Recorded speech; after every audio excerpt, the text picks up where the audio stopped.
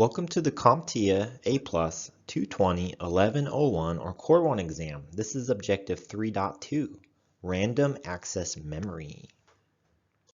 If you've ever installed an application or an operating system, you'll notice there's a specification that requires you to have a certain amount of memory inside of your system. This memory is referring to Random Access Memory or RAM. It's the type of memory we commonly use inside of our personal computers. This is very specifically talking about the memory modules or sticks of memory that are inside of your computer. This is not referring to an SSD or a hard drive storage space, but this is specifically referring to the high-speed temporary storage area that's commonly used when you load an application or document. You're only able to use these applications and documents when all of that information is loaded into memory. If you go back in time and look through different memories and different modules, you'll notice there are different memory slots that were mentioned. But these days, practically everyone uses exactly the same type of memory slots in their computers.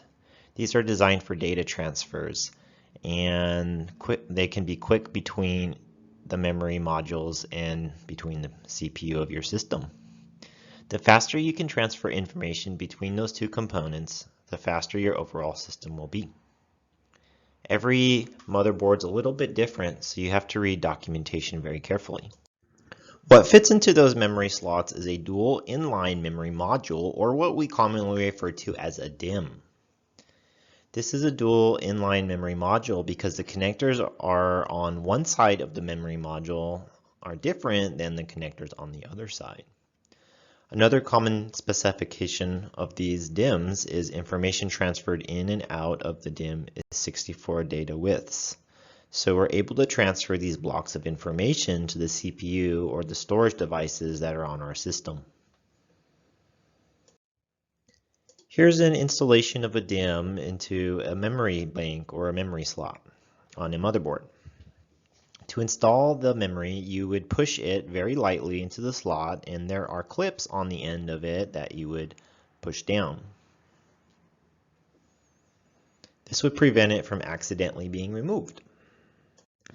If you're using a laptop, then you're probably not using the full-size DIMM. Instead, you're going to use a SO-DIMM. The SO stands for Small Outline, Dual Inline Memory Module, and it's about half the width of a normal dual inline memory module.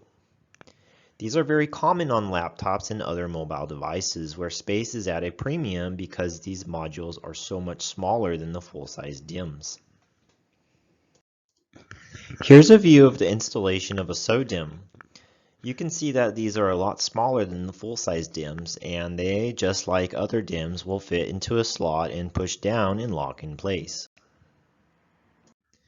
Here's a picture of a DIMM and a SO-DIMM next to each other. This is to scale. So this is exactly the size that you would see. And you can see that the SO-DIMM is really about half the width of a standard size DIMM. On the memory module itself, you'll notice that there are these black components. That is the random access memory, or RAM, that is located on those modules. This is the memory itself, and we often refer to this as dynamic random access memory, or DRAM, because this constantly needs to be refreshed so that the data does not disappear. This is one of the requirements for this type of memory, that there's always a power source refreshing the information that's inside these memory modules. And the random part of the random access memory means that we can access any data that's on any part of this module simply just by asking for it. If we don't have to fast forward or rewind through this module, we can simply request a particular area of the memory and have that information provided to us directly from the dynamic random access memory. On our personal computers, this memory is not only dynamic and random, it is also synchronous. There's a clock on our system that regulates the flow of data in and out of these memory modules. And every clock cycle, there will be some data that transferred either in or out of the system. This provides a standard time frame for sending or receiving data from our memory. This also allows the other components of your motherboard to know exactly when the data will be transferred. You may have noticed in these images of the DIMMs or the SODIMMs that there are notches on the bottom of the module. Pay attention to those notches. Depending on the type of the memory you're using, the notches may be in different places.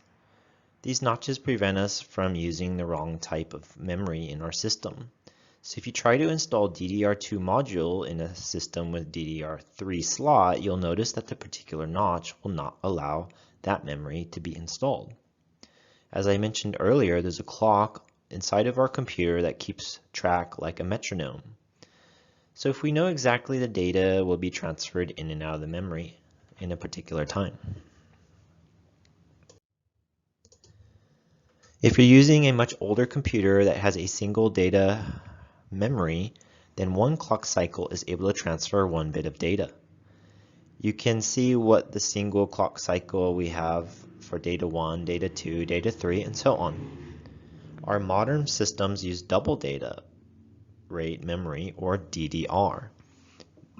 This double data rate can transfer twice in a single clock cycle, which means we can effectively transfer twice as much in a single data rate. As our systems have evolved through the years, we also updated our memory modules. Version 3 of this memory type is double data rate 3, or DDR3.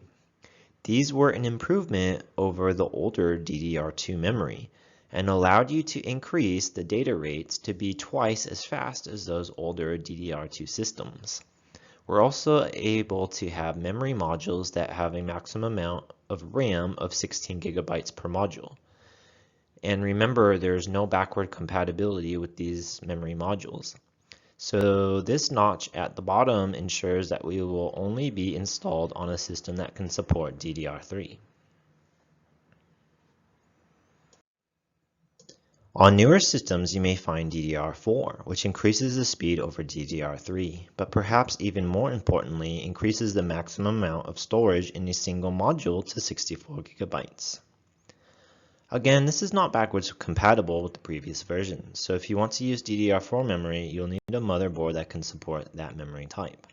And you may find some systems can support faster memory in the form of DDR5. DDR5 has a total maximum size of 64 gigabytes per module, but it is faster throughput than the older DDR4. And of course, the notch or the key that's on the memory has moved, so you can only use DDR5 memory on a motherboard specifically designed for DDR5. Okay, we're at the end of the objective. Here's a pop quiz. Which of the following is for small form factors? Dynamic random access memory, synchronous dynamic random access memory, dual inline memory module, or small outline dual inline memory module. It's a mouthful.